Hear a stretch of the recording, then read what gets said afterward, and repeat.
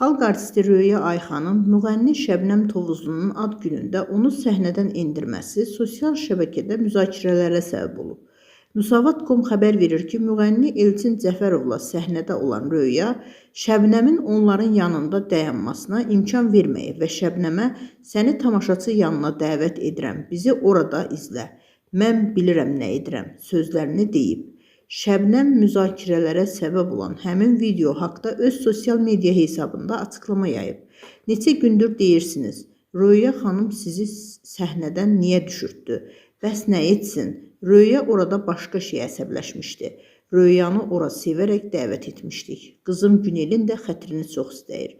Sadəcə mahnı yeni idi və təqdim etməli idi. Səhnədə orada ikisi olmalıdır. Əlbəttə aşağı düşəcəkdim. Niyə bunu pisə yozursunuz? O qədər gözəl sənətkarlar oldu. Niyə bunu demirsiniz? Niyə vurmağa çalışırsınız? Qəbul edin ki, ölkədə bu cür səviyyəli ad günü olmayıb. Qeyd edək ki, Röya yaşanan hadisə haqda bunları demişdi. Mən dəli qızam. Həmin ad günündə o qədər adam səhnəyə çıxdı ki, performans göstərə bilmədik.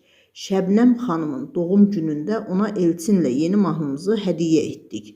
Çıxışdan öncə Elçinlə kulisdə görüşmüşdü. Yazıldığı kimi Elçinə hörmətsizlik edilmədi.